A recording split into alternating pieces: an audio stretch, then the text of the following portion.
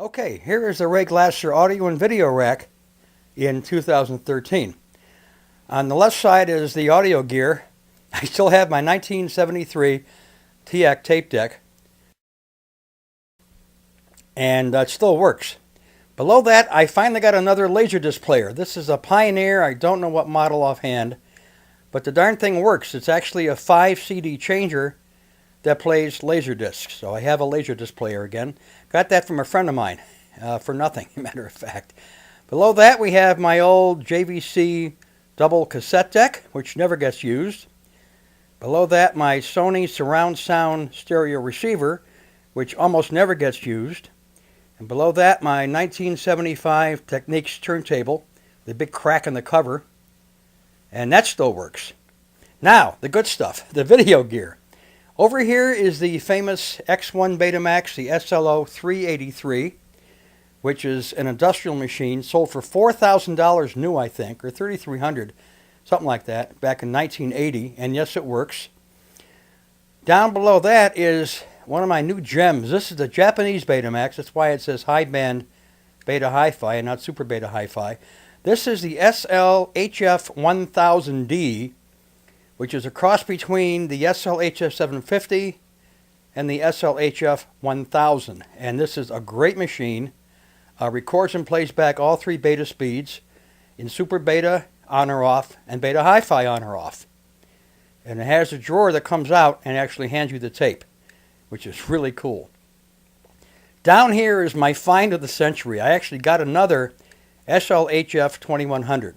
This is the buttonless Betamax that came out in 1991, and it's the last high-end beta that Sony made. And the thing works. I had to have some repairs done to it, but it works perfectly now, and I'm really thrilled to have it. It's a really sharp machine. Okay, in the middle on the top we have 3 DVD players. The top one is a Blu-ray player, Sony. Under that is another Sony standard definition player, which is the kind that actually, I forget the term, jumps up the video to HD. It's, I can't think of the damn name of it. But anyway, it's a great machine. Below that is my cheap Magnavox DVD recorder that I got from Walmart about a year ago. And this thing is wonderful. It's even got an S-video input. Up-converting, that's it. This is an up-converting DVD player. Right there in the middle. There we go. Okay, my Magnavox DVD recorder, which works fine. Over here we have my trusty time-base corrector, and yes, there's some British stuff above it that I'm borrowing from a friend. Below the time-base corrector is a tuner that takes HD channels and converts it to standard definition.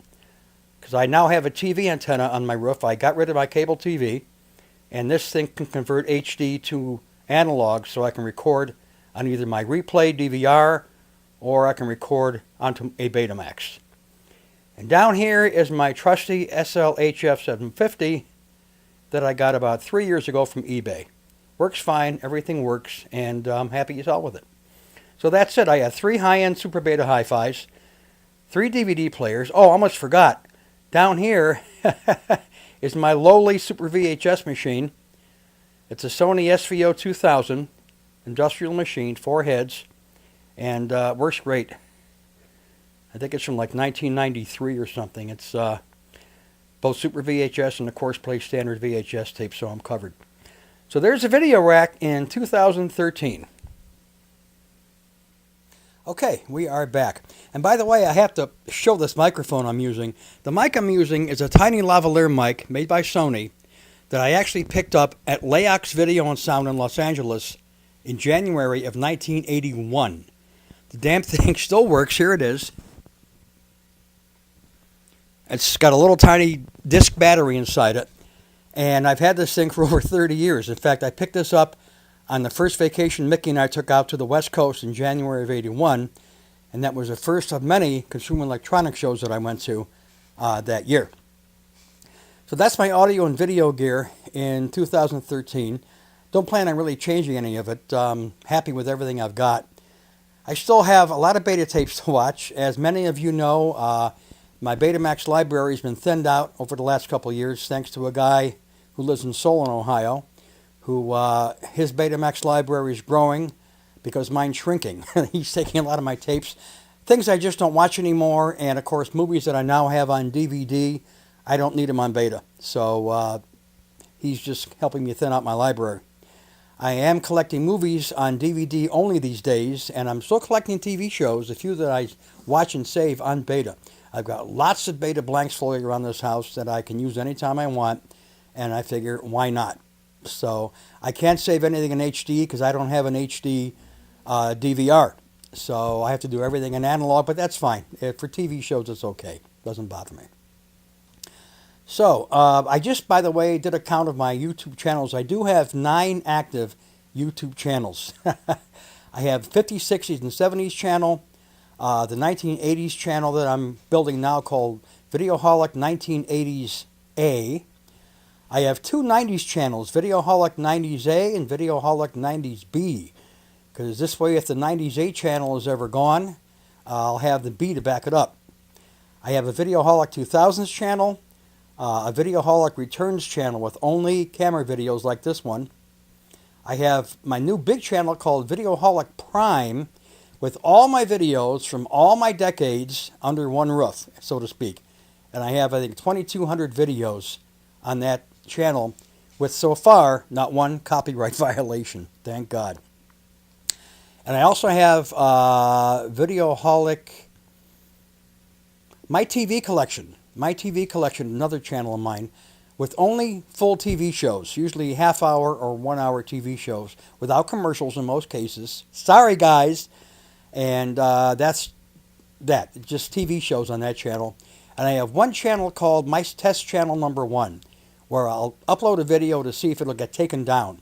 And if it doesn't, I'll upload it on the proper channel. It's like a test channel. That's all it is. So that's that. Anyway, I just wanted to come on camera and say I'm now celebrating my 6th anniversary here on YouTube from 2007 all the way up to 2013. And I'm not done. From time to time, I still find some odds and ends that I think people will like, and I'll post it on the appropriate YouTube channel, depending on what year the clip is from. And so that's what I'm doing with my time. I'm watching my videos, watching DVDs, playing with YouTube, Facebook, and I'm still keeping pretty busy and trying to keep my head above water. Not been easy, believe me. There's been a lot of emotional moments in the last year for me, or 10 months, and it hasn't always been easy. But you do what you have to do, and you have to go on. So I've never been this close to death in my life, and it really stinks, I want to tell you. But I wouldn't wish this on anybody. All right, I'm going to get going, and I'll see you sometime in the future. Ray Glasser speaking from Cleveland, Ohio, here on St. Patrick's Day, March 17th, 2013. So long.